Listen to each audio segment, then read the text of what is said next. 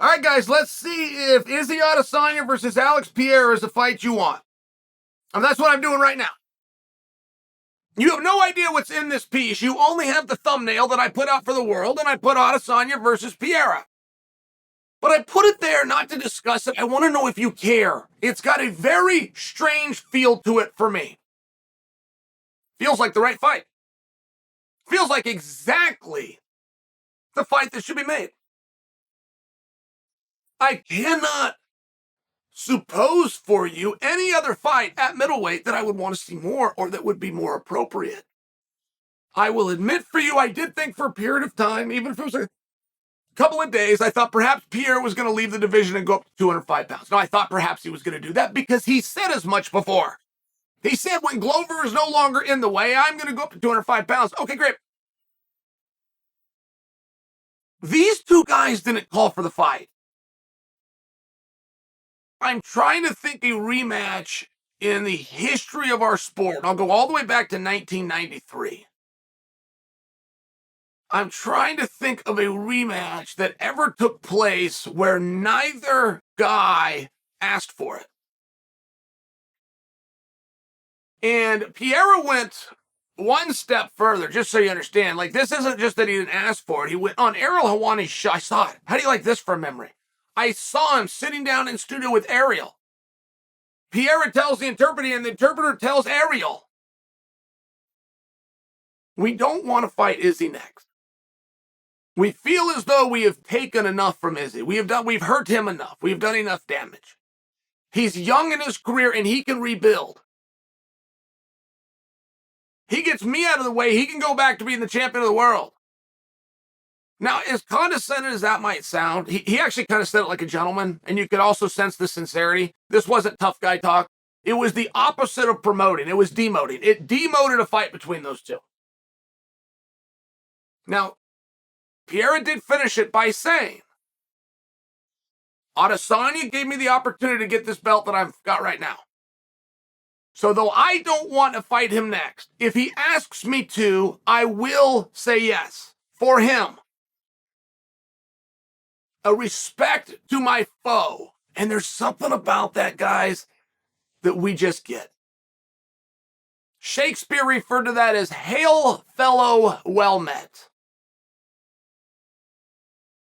For there's an honor amongst thieves. No matter how bad we don't like each other, there's still an appreciation. And I believed when we saw that, we're now going to move on. But the question becomes how? How do we move on? We can't just grab another 185-pounder and throw him in there with Pierre, at least not without a little bit of work. You could always sell Whitaker as a top contender. For sure you could.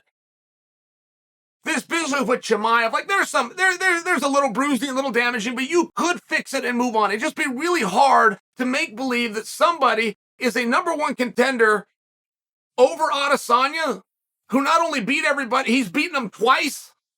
It'd be hard to do. And again, we could do it if we took Pierre out of the division, by example. But when nobody blinked and everybody stayed there, it was just a hard match to get around. So in the absence of these guys calling for it, we then have the media that will step in and say, hey, this is the fight. You know, as the calendar's getting filled out here for Q1 going into Q2 of 2023, we got to get this one on the books. Like, you could have that, but that didn't happen.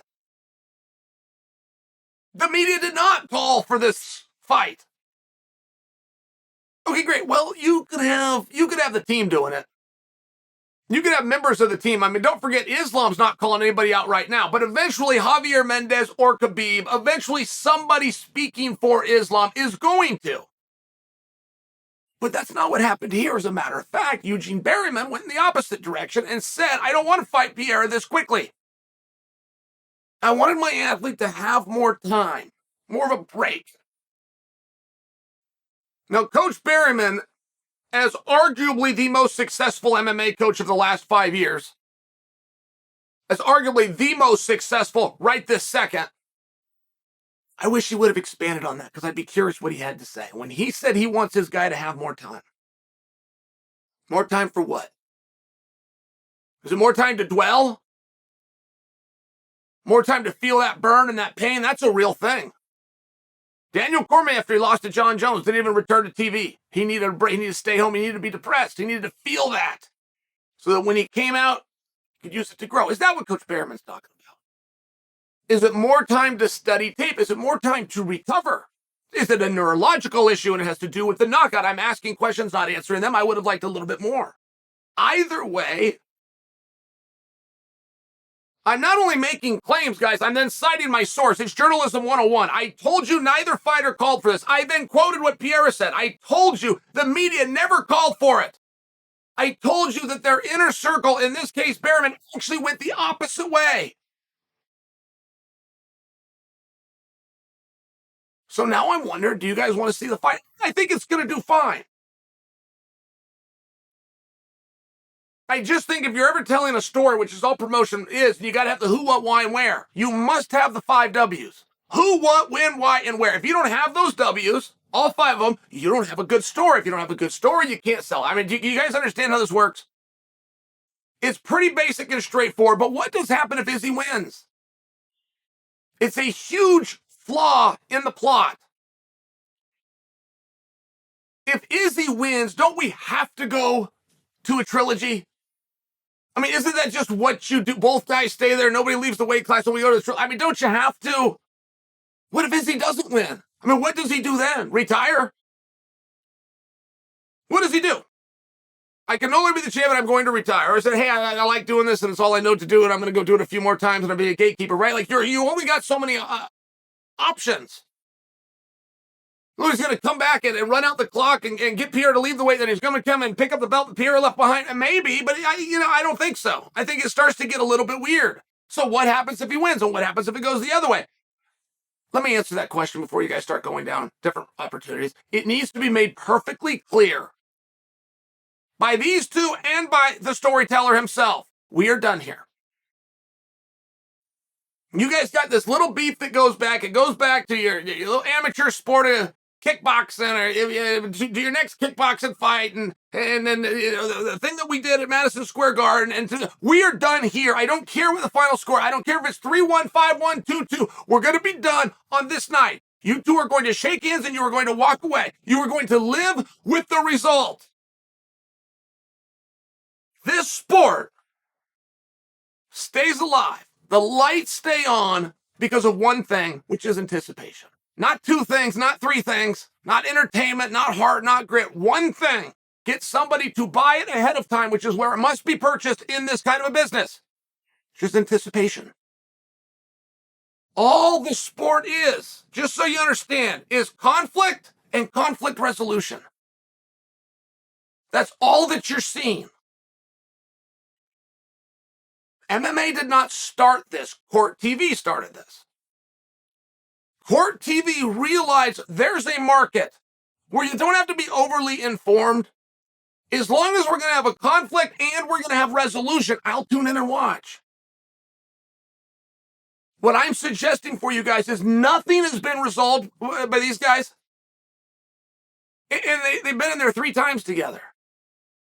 And all I'm suggesting for you guys is, depending on the outcome of this fight, nothing's going to be resolved except they're going to get in there a 5th time together, possibly. I think it's a problem. I think we can fix it.